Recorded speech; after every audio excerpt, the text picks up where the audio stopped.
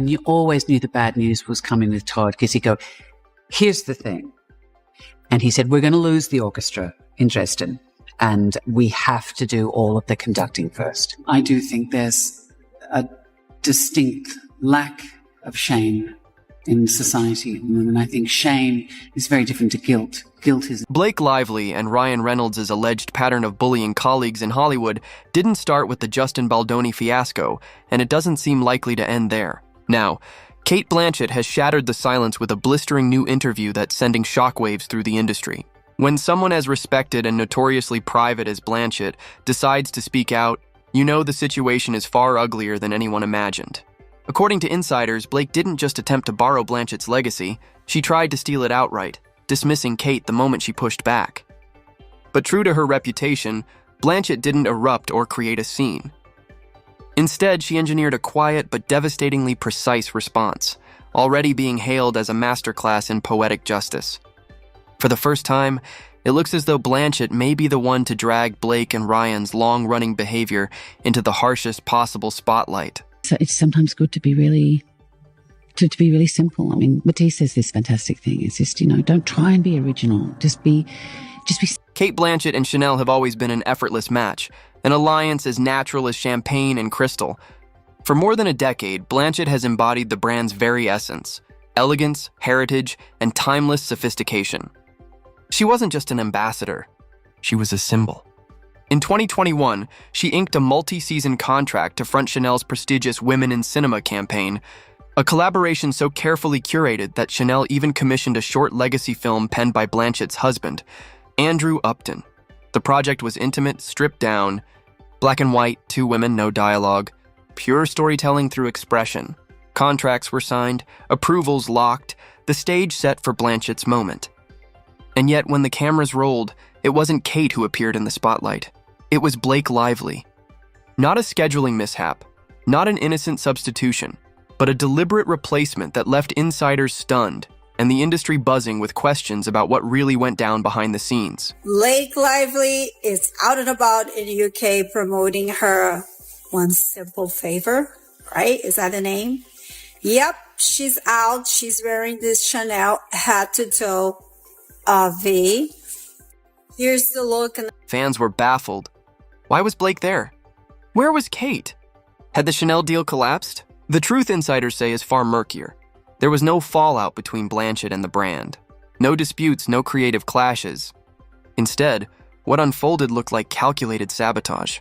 Chanel allegedly reached out to Cate's team with a vague statement that the campaign's direction had shifted, industry code for being quietly pushed aside. The move blindsided Blanchett, especially since all signs pointed to smooth sailing. Then came the reveal, Blake Lively stepping in as the new face of the campaign. To add insult to injury, Chanel didn't even bother reinventing the concept Blanchett had built. They kept the bones of her vision, sprinkled in some glitter, slapped on a red lip and a few hollow sound bites, and passed it off as something new. They're so look at these. They match my outfit. Look at those nails. Wow. Aren't they incredible? Those are amazing. I had time for that. I literally did it while it worked. It was a little chaotic. It was worth it. Even Chanel's backstage crew were blindsided when Cate Blanchett was suddenly replaced. A stylist later leaked texts suggesting Blake was never part of the plan. Her team had swooped in with a lucrative cross-platform pitch, too tempting for Chanel to ignore. But removing Blanchett so abruptly wasn't just bold, it was reckless. After locking in the campaign, Blake's team allegedly set out to reframe Cate as outdated while positioning Blake as the fresh savior of Chanel's fading relevance. The scheme came to a head in March 2023 at a private Chanel dinner in Paris. Blanchett had RSVP'd months earlier, expecting to debut her husband Andrew Upton's short film that was centerpiece to the campaign. But just weeks before, Chanel announced that Blake would be honored instead. Blanchett's film was quietly shelved, replaced with Blake's new theme of cross-platform storytelling through beauty, film, and wellness.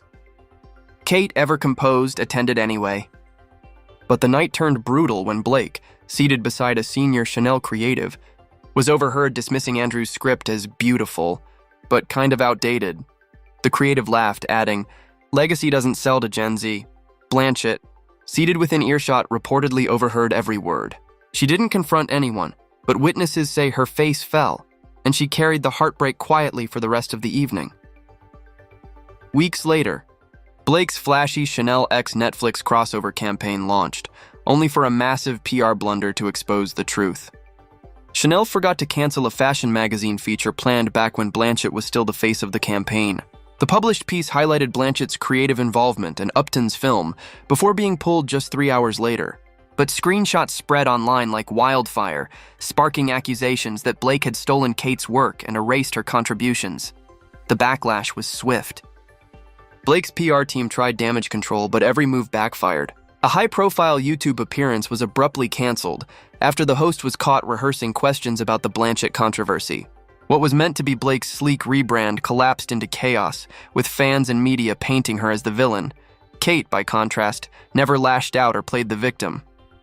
Instead, she kept moving forward with her trademark grace. Accepting a quiet humanitarian award in Berlin, she delivered a line that fans immediately recognized as a pointed response. There's a difference between honoring a story and owning it like it was always yours. One builds legacy, the other builds ego. While Blake's campaign unraveled, Blanchett reminded the world why she remains untouchable, not just for her artistry, but for the integrity she carries into every room, even the ones where she's been wronged. Much.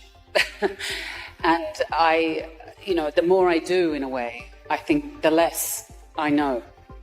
And I've had a very eclectic and strange career that has taken me many places. But perhaps if there's any connective tissue in my career, it's the desire to know. It's the quest to unlock what it means to be human, that strange nub of fearful, joyful uncertainty that it is to be a human being. To live a creative life, it's fueled with uncertainty and doubt. It's the DNA of how you begin any project. You have to humble yourself and say, I don't know, I'm here to learn. By June 2023, Cate Blanchett and her husband Andrew Upton had quietly returned to their roots with a small two-person play at the Sydney Theatre Company. Written entirely by Andrew and directed by Cate, the project wasn't staged as some flashy post-Chanel comeback. There were no red carpets, no glossy PR spreads, just an intimate performance space filled with theater lovers and devoted film enthusiasts. Originally, the play carried the working title Lines That Weren't Meant to Be Read, but by opening night it had been rechristened The Credit. To many, the new title landed like a whisper with the weight of a shout.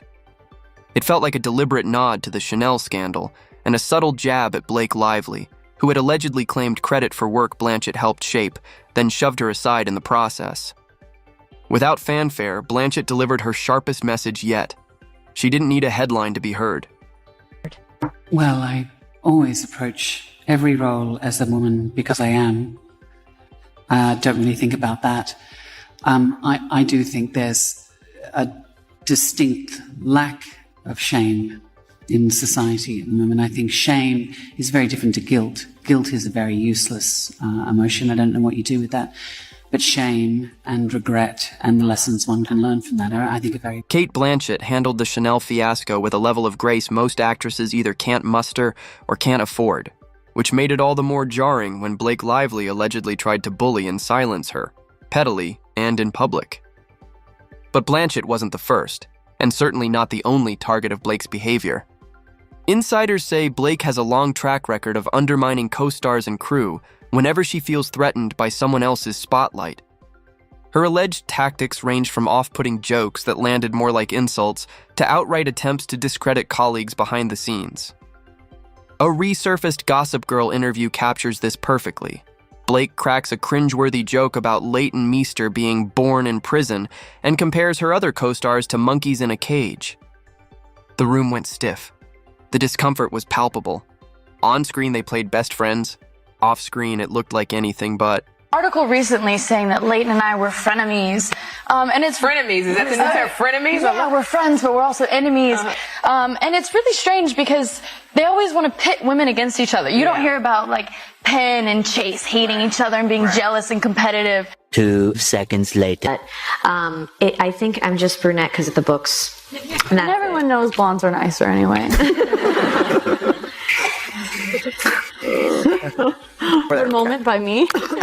Remember Savannah. It was another promise was no pet monkey. Chuck has a matching pet monkey with coordinating outfits, and I was like, I would love to be part of the show, but I can't act with a monkey. And then I got a few of them. Come on,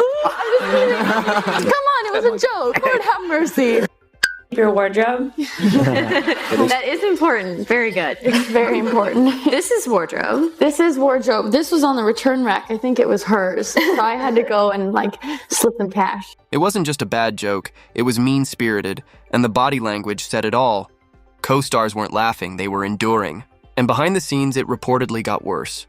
Blake allegedly spent years picking on Leighton Meester during Gossip Girl, with tensions so obvious that in 2017, executive producer Joshua Safran was forced to address them, though he tried to soften the truth as personality differences.